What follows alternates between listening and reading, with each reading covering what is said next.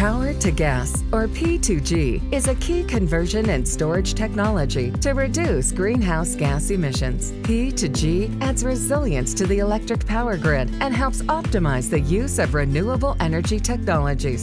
Renewable electricity may produce more power than demand for electricity at certain times of day. P2G is the electrolytic conversion of this surplus renewable electricity into storable gaseous hydrogen. This hydrogen can be injected into existing natural gas infrastructure in amounts up to 30%, or it can be converted into clean fuels such as synthetic methane. Synthetic methane is created when P2G hydrogen is combined with captured CO2 from other processes and is a carbon-neutral alternative to traditional natural gas. The carbon emitted from synthetic methane would be equivalent to the CO2 previously captured, making it carbon neutral. Carbon can be captured from equipment such as boilers or combined heat and power systems. Natural gas utility innovation, leading the way to a sustainable energy future.